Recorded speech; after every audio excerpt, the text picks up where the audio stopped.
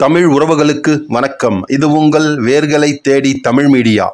காக்கும் கடவுளாகிய மகாவிஷ்ணு தனது 4 திருக்கரங்களிலும் பாஞ்சன்யம் என்று சொல்லக்கூடிய சங்கு, சுதர்சனம் என்று சொல்லக்கூடிய சக்கரம், கௌமோதகி என்று சொல்லக்கூடிய கதை, நாந்தகம் என்று சொல்லக்கூடிய வாள் ஆகியவற்றையும் தோளில் சாரங்கம் என்று சொல்லப்படும் வில்லையும் ஆயுதங்களாக தரித்திருப்பார்.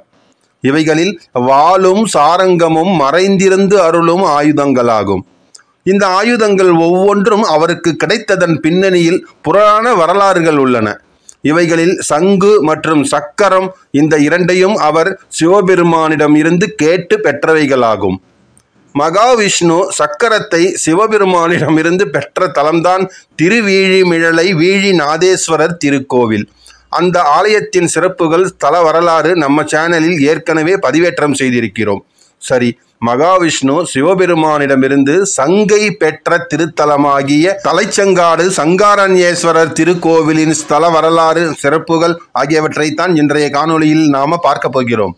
காணொலியை ஸ்கிப் பண்ணாமல் முழுசாக பாருங்க. நீங்கள் இன்னும் நம்ம சேனலுக்கு சப்ஸ்கிரைப் பண்ணலைன்னா சப்ஸ்கிரைப் பண்ணிடுங்க. மறக்காம பக்கத்தில் இருக்கிற பெல் பட்டனை ப்ரெஸ் பண்ணிடுங்க.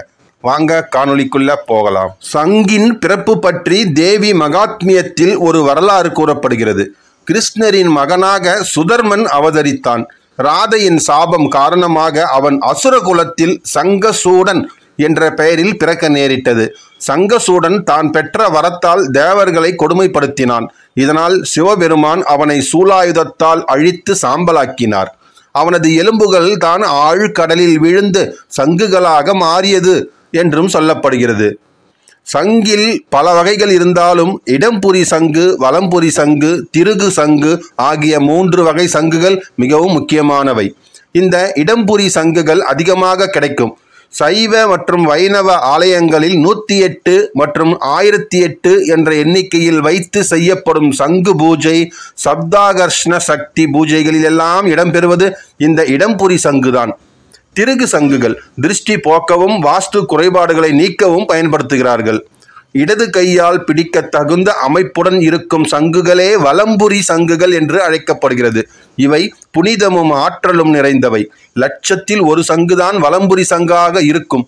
காதில் வைத்து கேட்டால் ஓம் என்ற சதா நேரமும் ஒலித்த வண்ணமே இருக்கும். மேலும் 12 ஆழ்வார்களுள் முதல் ஆழ்வார் என்று போற்றப்படும் பொய்கை ஆழ்வார் சங்கின் அம்சமாக அவதரித்தவர்.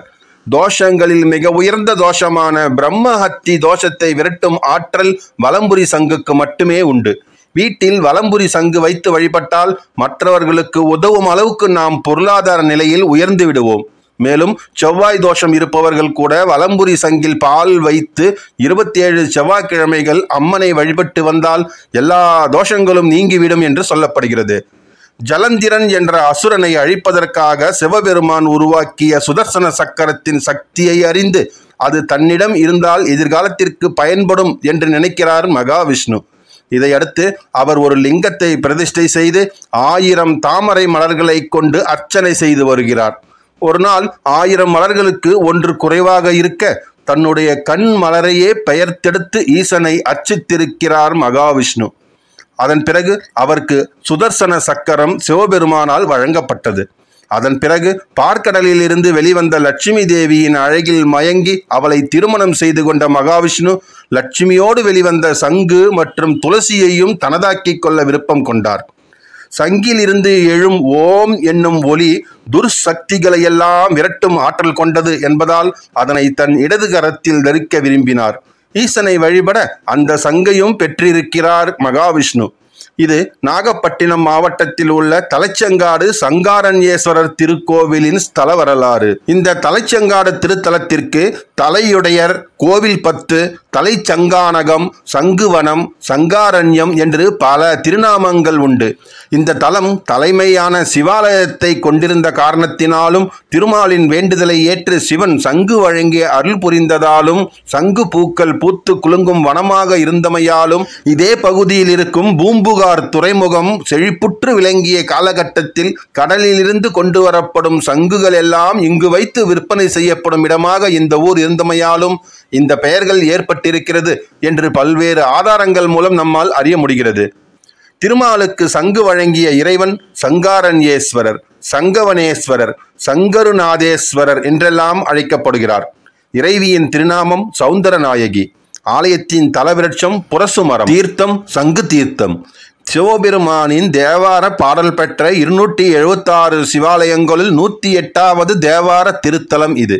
மேலும் பஞ்சாரண்ய தலங்களான ஸ்வேதாரண்யம் திருவெண்காடு, வேதாரண்யம் திருமறைக்காடு, வில்வாரண்யம் திருச்சாய்க்காடு, வடவாரண்யம் திருவாலங்காடு, சங்காரண்யம் தலைச்செங்காடு என்னும் 5 தலங்களுள் ஒன்றாகவும் இந்த தலம் விளங்கி வருகிறது.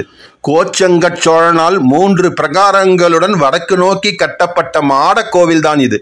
ஆனால் தற்பொழுது இந்த ஆலயத்தில் 2 பிரகாரங்கள் மட்டுமே உள்ளன. தேர் ஓடிய பிரகாரம் மக்கள் வசிப்பிடமாக இன்று மாற்றம் செய்யப்பட்டிருக்கிறது. ஆலயத்தின் வாசலுக்கு முன்னால் தல தீர்த்தமான சங்கு தீர்த்தம் அமைந்திருக்கிறது. அமாவாசை மற்றும் பௌர்ணமி நாட்களில் இந்த தீர்த்தத்தில் நீராடிவிட்டு நெய் தீபம் ஏற்றி இந்த ஆலயத்தின் இறைவனை வழிபடுவதுடன் அன்னைக்கு செய்யப்படும் சந்தன காப்பில் சிறிதளவு வாங்கி பிரசாதமாக கருதி உண்டு வயிற்றில் பூசி வந்தால் குழந்தையின்மை குறை நீங்கி விடுகிறது என்றும், தீராத வயிற்று வலி, தோல் நோய் ஆகியவை அனைத்துமே தீர்ந்து விடுகிறது என்றும் சொல்கிறார்கள் பலனடைந்த பக்தர்கள். கோபுரம் இல்லாத நுழைவு வாயில். மண்டபத்தின் இடது பக்கத்தில் அதிகார நந்தி, வலது பக்கத்தில் சுதை சிற்ப முனீஸ்வரர் வீட்டு இருப்பது. பிரகாரத்தில் விநாயகர், பலிபீடம், நந்தியம்பெருமான் ஆகியோரும் அருள்பாலிக்கிறார்கள். விநாயகரின் இரு பக்கத்திலும் சங்கநிதி, பதுமநிதி இருவரும் இடம்பெற்றிருக்கிறார்கள். பிரகாரத்தின் பின்பக்கத்தில் தென்கிழக்கில் விநாயகர், அவருக்கு அடுத்ததாக சீனிவாச பெருமாள் ஸ்ரீதேவி பூதேவி சமேதராக தனி சன்னதியிலிருந்து அருள்பாலிக்கிறார். இவர் இந்த ஊர் பஜனை மடத்தில் இருந்து எடுத்து வரப்பட்டு ஸ்தாபிக்கப்பட்டவர் என்று சொல்லப்படுகிறது. ஒரு சாரர் சங்கு வேண்டி சிவனை வழிபட வந்த பெருமாள் இவரே என்றும், மற்றொரு தரப்பினர் இந்த ஆலயத்திற்கு தெற்கே 1/2 கிலோமீட்டர் தூரத்தில் இருக்கும் 108 திவ்ய தேசங்களுள் ஒன்றான தலச்சங்கை நான்மதிய பெருமாளே இவர்தான் என்றும் சொல்கிறார்கள். ஆனால் அதற்கெல்லாம் எந்த ஆதாரமும் கிடையாது. சங்கு வேண்டி தவம் செய்த பெருமாள் ஆலயத்திற்கு உள்ளேயே சிவபெருமானுக்கு வலதுபுறத்தில் உள்பிரகாரத்தில் சிறிய வடிவில் மேற்கு பார்த்து அருள்பாலிக்கிறார் என்பது குறிப்பிடத்தக்க ஒன்று. சீனிவாச பெருமாள் சன்னதிக்கு அடுத்து சிங்கார சுப்பிரமணியர் வள்ளி தெய்வானையுடன் தனி சன்னதியில் இருந்து அருள்பாலித்து கொண்டிருக்கிறார். வடமேற்கில் கஜலட்சுமி சன்னதியும் பின்புறம் மதில் சுவரை ஒட்டி ஜேஷ்டா தேவியின் சன்னதியும் அமைந்துள்ளது. பிரகாரத்தின் மேற்கு பகுதியில் சண்டிகேஸ்வரர் தனி சன்னதியில் அருள்பாலி. அன்னையின் சன்னதியை ஒட்டியே ஆலயத்தின் தீர்த்த கிணறு அமைந்திருக்கிறது. அடுத்ததாக ஆலயத்தின் இறைவி சௌந்தர்ய நாயகி கிழக்கு நோக்கி தனி சன்னதியில் இருந்தவாறு அருள்பாலிக்கிறாள். அன்னை சன்னதியில் அவருக்கு வலதுபுறத்தில் புவனத்தை கட்டி காக்கும் புவனேஸ்வரி அம்மனுக்கும் தனி சன்னதி. சன்னதிக்கு வெளியே ஆலய வாசலை ஒட்டி ஸ்ரீலிங்கம், பைரவர் ஆகியோர் சந்திரனுடன் வீற்றிருக்கிறார்கள். ஆலயத்தின் வெளிப்பிரகாரத்தில் இருந்து உள்பிரகாரத்திற்கு செல்லும் வழி நேராக அமைக்கப்படாமல் மாடக்கோவிலுக்கே உரிய முறையில் பிரகாரத்தின் ஒரு பகுதியில், அதாவது கிழக்கு புறமாக உயரமான படிக்கட்டுகளுடன் அமைக்கப்பட்டிருக்கிறது. இந்த அமைப்பால் கொடிமரத்திலிருந்து வணங்குவோருக்கு இறைவனின் திருக்காட்சி கிடைக்காது என்பதால் வழக்கமான வாசல் இடம்பெறும் இடத்தில் பிரதோஷ நாயகர் நாயகி கற்சிலைகள் அமைக்கப்பட்டிருக்கிறது.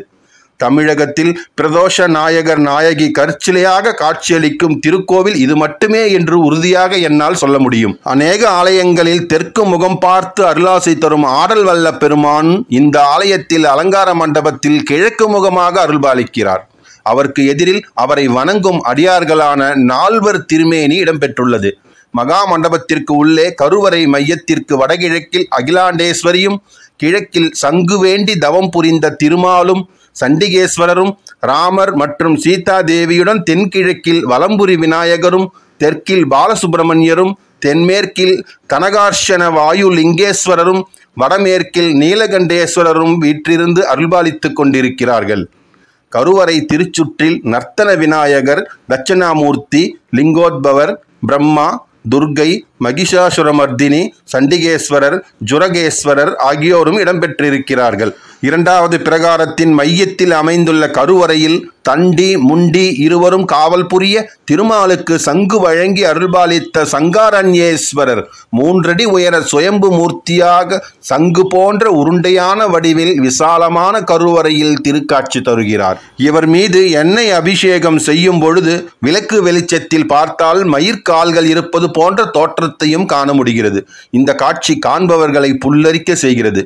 எங்குமே காண கிடைக்காத இந்த வகை லிங்கத்தை ரோமஞ்சன லிங்கம் என்று சொல்கிறார்கள். இந்த ஆலயம் தினசரி காலை 8 மணி முதல் 10 மணி வரையிலும் மாலை 5 மணி முதல் இரவு 7:30 மணி வரையிலும் நடை திறக்கப்பட்டிருக்கும். புதுச்சேரி நாகப்பட்டினம் தேசிய நெடுஞ்சாலையில் சீர்காழிக்கும் ஆக்கூருக்கும் இடையில்தான் தலைச்சங்காடு திருத்தலம் அமைந்துள்ளது. சீர்காழி, சிதம்பரம், மயிலாடுதுறை, காரைக்கால் ஆகிய ஊர்களிலிருந்து நேரடி பேருந்து வசதிகள் உள்ளன. அருகாமையில் இருக்கும் ரயில் நிலையம் சீர்காழி மற்றும் மயிலாடுதுறை. இன்றைக்கு ஒரு வரலாற்று சிறப்பும் புராண பெருமையும் பெற்ற திருக்கோவில் பற்றிய தகவல்களை உங்களுக்கு வழங்கிய மகிழ்ச்சியில் விடைபெறுகிறேன். மேலும் மகாவிஷ்ணு சிவபெருமானிடமிருந்து சக்கரத்தை பெற்ற திருத்தலமாகிய திருவீழிமழலை வீழிநாதேஸ்வரர் திருக்கோவிலின் காணொலி லிங்க் டிஸ்கிரிப்ஷனில் கொடுத்திருக்கிறேன். இந்த காணொலி உங்களுக்கு பிடித்திருந்தால் லைக் பண்ணுங்க, ஷேர் பண்ணுங்க, மறக்காம உங்கள் கருத்துக்களை கமெண்ட் பாக்ஸ்ல கமெண்ட் பண்ணுங்க. நன்றி, வணக்கம்.